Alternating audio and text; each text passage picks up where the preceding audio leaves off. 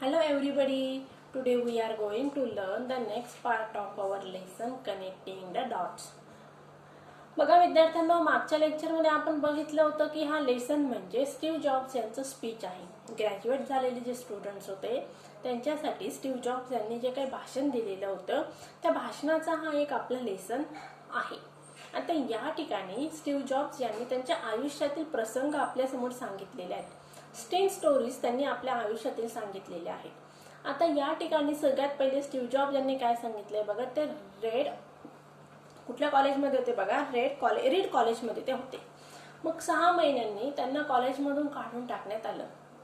6 महिन्यांनी त्यांनी कॉलेज सोडलेलं आहे आणि नंतर मग पुढच्या म्हणजे रेग्युलर कॉलेज जे करत होते ते सगळे लेक्चर ते अटेंड करायचे पहिले 6 महिने. पण नंतर मग त्यांनी काय केलेलं आहे, 6 महिने झाल्यानंतर त्यांना कंटाळा आला आणि नंतर मग फक्त महत्त्वाचे जे लेक्चर्स होते किंवा त्यांना जे लेक्चर्स आवडायचे पुढच्या 18 महिने ते फक्त आवडणारे लेक्चर्स त्यांनी अटेंड केले. आता बघा, स्टीव्ह जॉब्स यांची इकॉनॉमिकल कंडिशन किंवा आर्थिक परिस्थिती अतिशय बेताची होती. त्यांना राहण्यासाठी स्वतःचं घर पण नव्हतं. मित्राच्या खोलीमध्ये ते राहायचे, जमिनीवर झोपायचे. त्याचबरोबर जेवणाची सोय करण्यासाठी कोकाच्या रिकाम्या ज्या बाटल्या होत्या त्या बाटल्यांचे झाकणं ते जमा करायचे आणि ते झाकण ते विकायचे आणि त्यातून जे काही पैसे मिळायचे त्यातून त्यांचं जेवणाची किंवा पोटा पाण्याची सोय व्हायची. आता यातून जे काही अन्न त्यांना मिळायचं किंवा त्या 5 सेंट्स मधून जे काही त्यांना फूड मिळायचं त्याच्यापेक्षा बेटर किंवा चांगलं खाण्याची त्यांची इच्छा व्हायची. मग त्यावेळेस ते दर रविवारी काय करायचे बघा, इस्कॉनचे जे काही मंदिरं आहेत त्या मंदिरांमध्ये दर रविवारी जेवणासाठी छान अन्न असतं किंवा प्रसाद म्हणून किंवा 56 भोग म्हणून सगळे येणारे जे असतात भक्त असतात त्या भक्तांसाठी अन्न किंवा भोग असतो. आता तो प्रसाद घेण्यासाठी या ठिकाणी इस्कॉनच्या मंदिरात या ठिकाणी स्टीव्ह जॉब्स जायचे. नंतर मग बघा, त्यांनी आपल्या आयुष्यातील एक एक घटना आपल्याला प्रसंग सांगितलेला आहे की कॅलिग्राफी हा त्यांचा आवडीचा जो विषय होता ते लेक्चर ते अटेंड करायचे आणि कॉलेजमध्ये त्यांनी जे काही शिकलेलं होतं त्या कॅलिग्राफीचा उपयोग त्यांना नंतर त्यांच्या पुढच्या आयुष्यामध्ये झाला.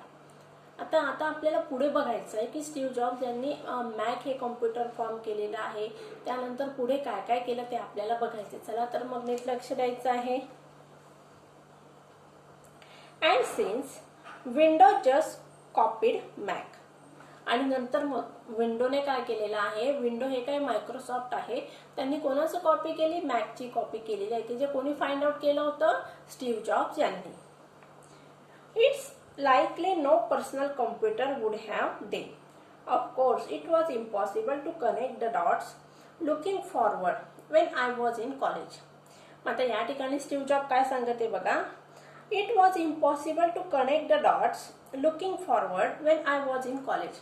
म्हणजेच बघा, या ठिकाणी स्टीव्ह जॉब यांनी हे काही जे संशोधन केलेलं आहे किंवा या ज्या गोष्टी शोधून काढल्या, मॅक शोधून काढलेला आहे आणि त्याची कॉपी कोणी केली बघा, त्याची कॉपी केलेली आहे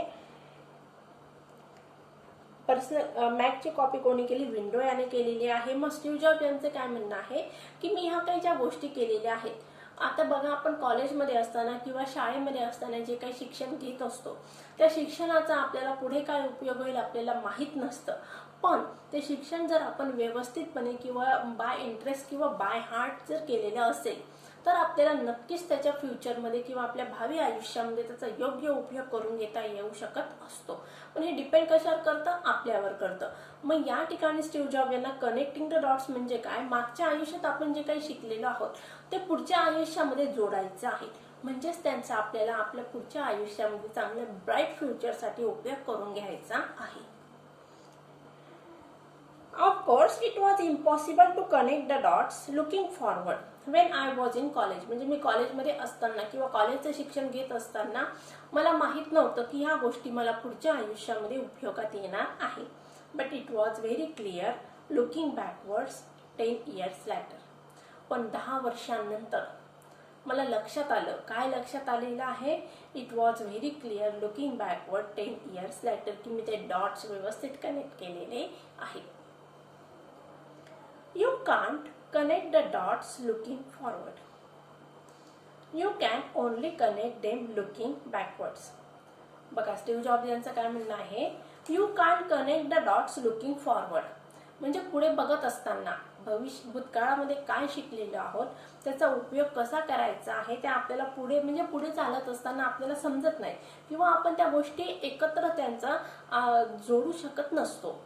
you can only connect them looking backward.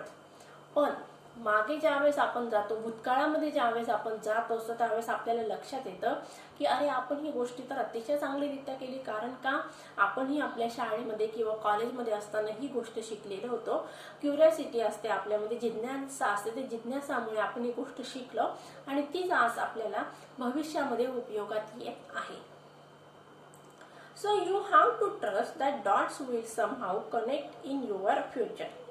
मग या ठिकाणी स्टीव्ह जॉब यांना काय सांगायचं आहे, तुम्हाला जी क्युरियोसिटी असते किंवा जिज्ञासा असते किंवा तुम्ही जे काही शाळेमध्ये किंवा कॉलेजमध्ये असताना शिकलेले आहात, जे काही शिकलेले आहात ते आपल्याला इतकं व्यवस्थित शिकायचं आहे की त्याचा आपल्याला पुढच्या फ्युचरमध्ये डेफिनेटली उपयोग झालाच पाहिजे.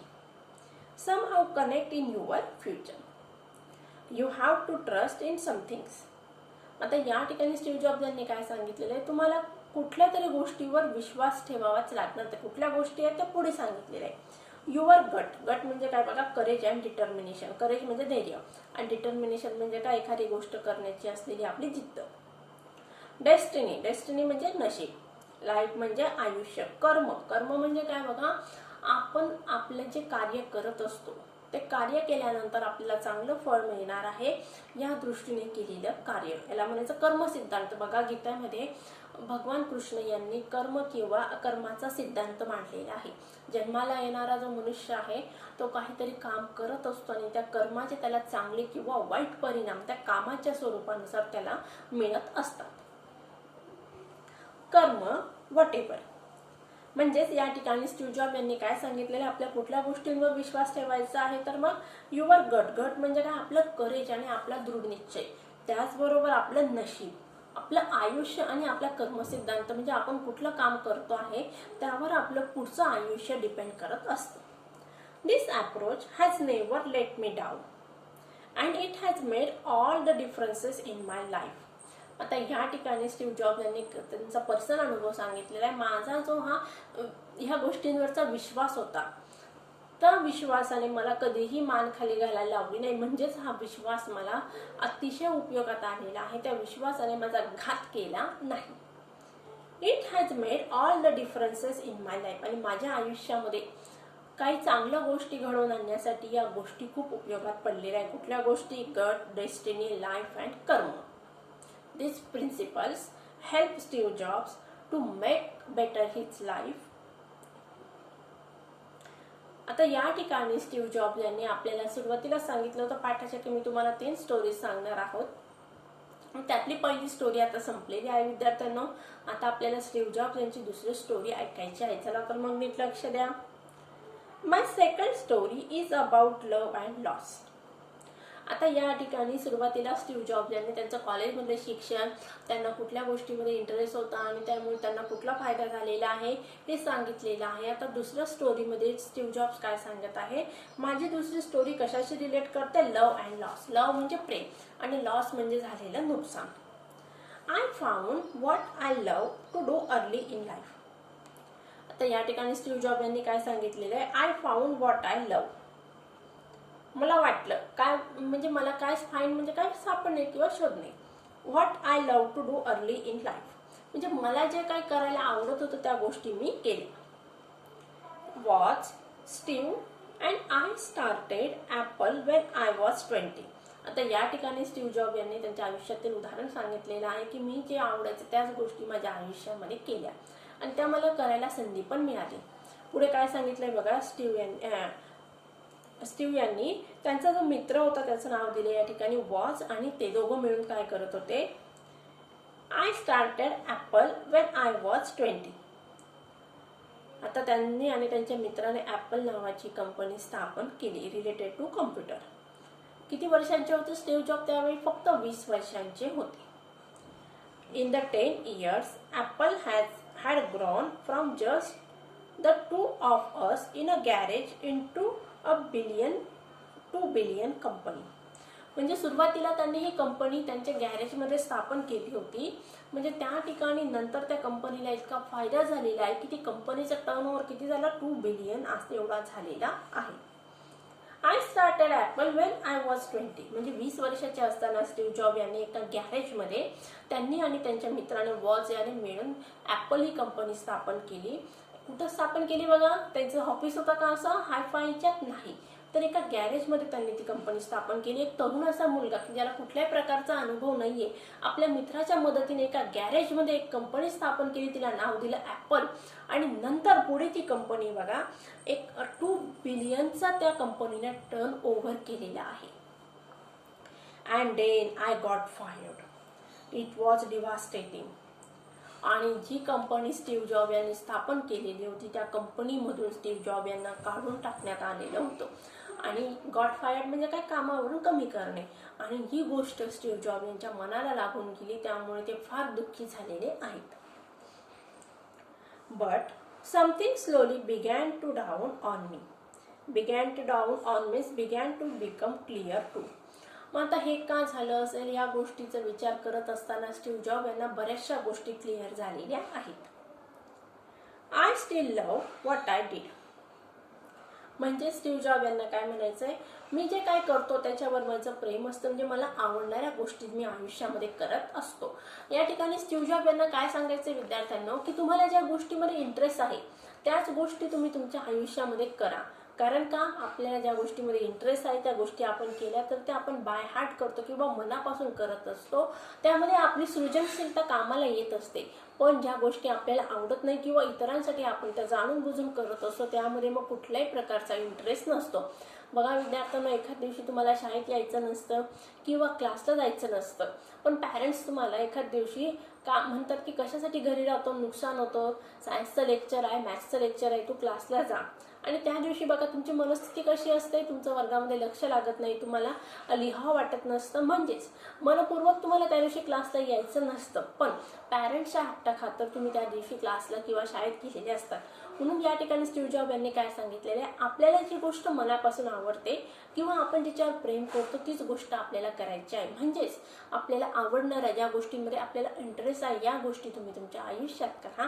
हा मेसेज या ठिकाणी स्टीव्ह जॉब यांना द्यायचा आहे. So I decided to start over. मग आता या ठिकाणी स्टीव्ह जॉब यांनी मग परत पुनर्स्थापना किंवा पुन्हा श्री गणेशा करण्याचं ठरवलेलं आहे. The heaviness of being successful was replaced by the lightness of being a beginner again. आता बघा विद्यार्थ्यांना, ॲपल ही कंपनी स्टीव्ह जॉब यांनी स्थापन केली होती, गॅरेजपासून सुरुवात केली, वयाच्या 20व्या वर्षी जिचे ते CEO होते, परंतु त्या कंपनीमधून त्यांना काढून टाकण्यात आलेलं आहे.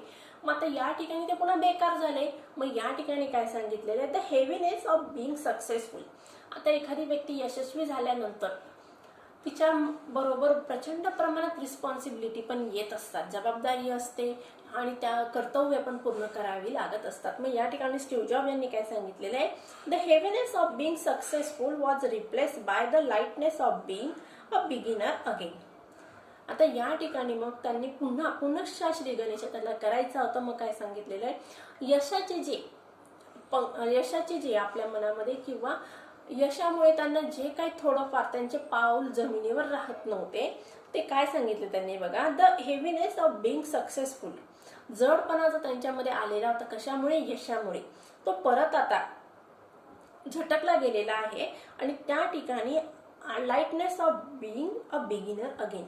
तर नवीन काहीतरी करायचं आहे, धडपड करायची आहे, सुरुवात करायची आहे, ही तळमळ त्यांच्यामध्ये निर्माण झालेली होती. म्हणजे यश मिळाल्यानंतर माणूस एका ठिकाणी सुस्तावून जातो की आता मी आयुष्यामध्ये यशस्वी झालेले, सगळं काही मिळालेलं आहे, हा तो हेवीनेस असतो. मग या ठिकाणी स्टीव्ह जॉब यांना काय सांगायचंय, आता मला कंपनीतून काढून टाकण्यात आलं, मला पुनश्च श्री गणेशा करायचा होता.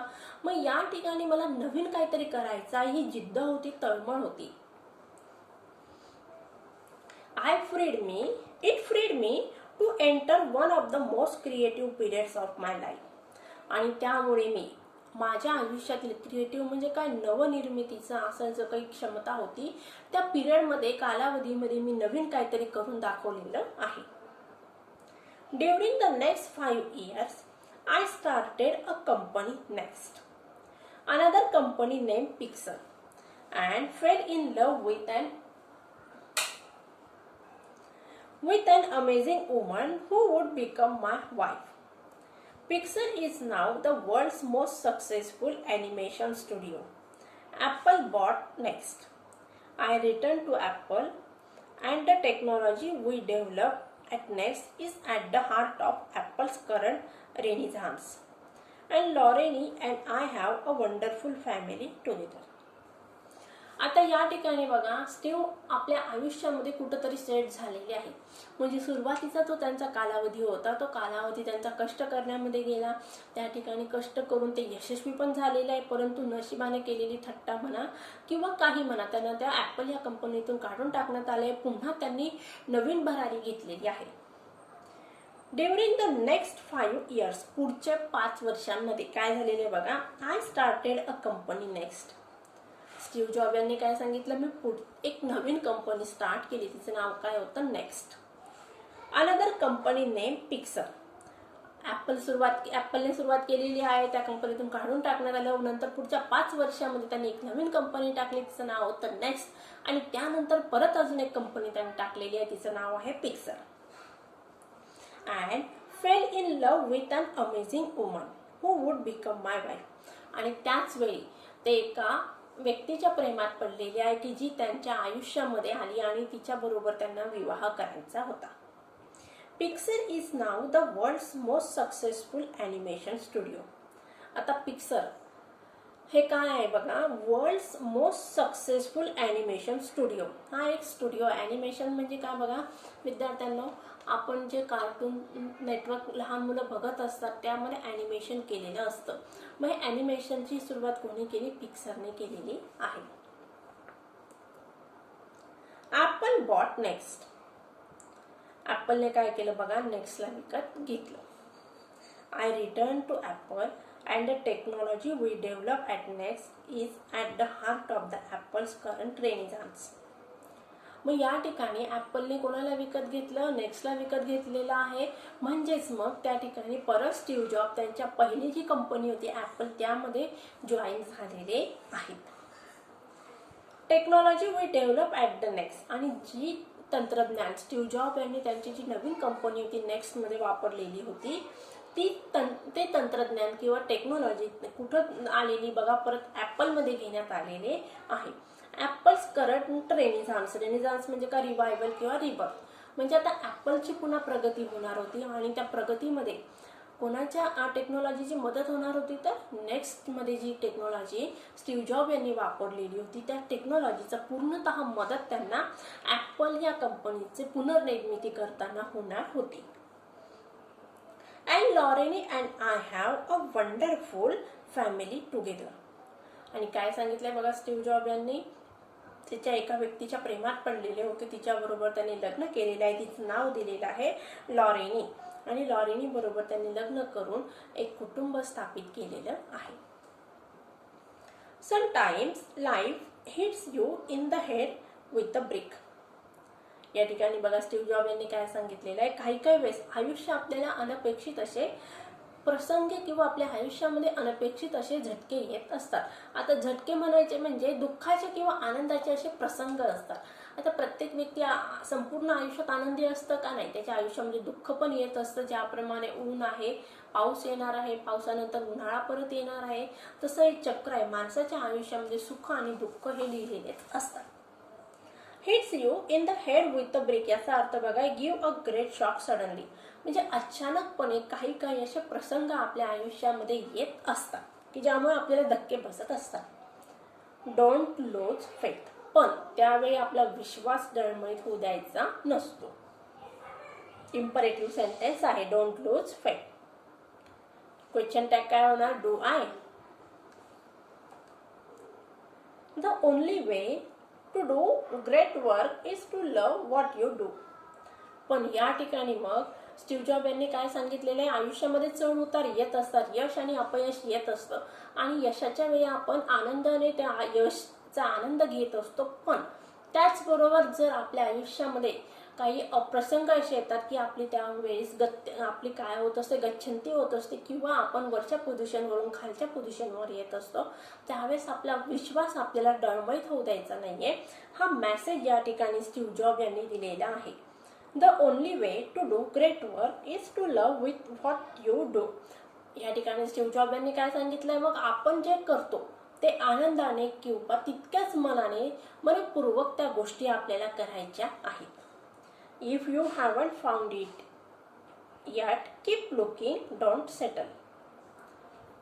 म्हणजेच आपल्याला आयुष्यामध्ये ज्या गोष्टी करणार आहोत त्या आनंदाने जिज्ञासेने करायच्या आहेत आणि त्या गोष्टींमध्ये आपल्याला आनंद सापडत नसेल तर ती गोष्ट आपल्याला ती गोष्ट आपल्याला सोडून नवीन गोष्ट सुरुवात करायला पाहिजे, असा मेसेज या ठिकाणी स्टीव्ह जॉब यांनी दिलेला आहे. आता येणाऱ्या नेक्स्ट लेक्चरमध्ये आपल्याला the third story, Steve Jobs यांच्या आयुष्यातील थर्ड स्टोरी बघायची आहे. I hope all of you understand this part very better. So friends, goodbye and take care.